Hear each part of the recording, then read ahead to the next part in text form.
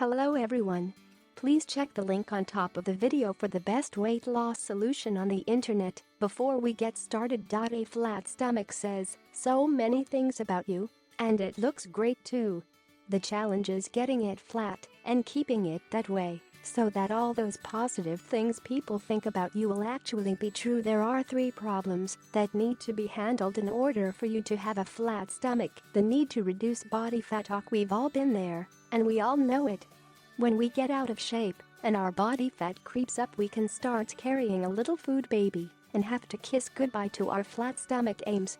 Poor posture and weak muscles. There is a very good reason your teachers used to tell you to stop slouching. Poor posture means can lead not only to a weak back and you slouching around, but also to weak stomach muscles.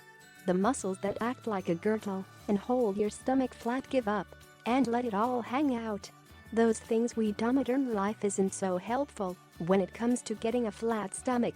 Even once you look past the temptations of high sugar, high-fat snacks at every turn, ready meals and processed food, we then have the fact that so many of us spend so much time sitting at a desk every day.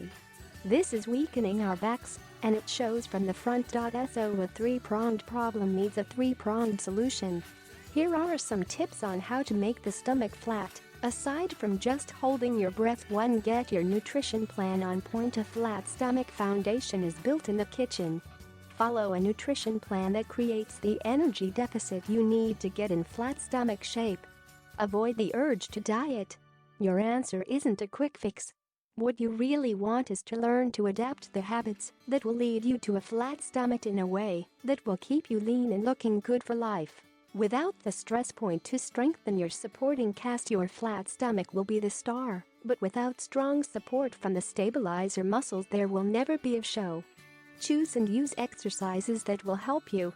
The plank and side plank are great exercises to do this, and they will save you a lot of time compared to the 1,000 sit-up approach you may have thought you needed.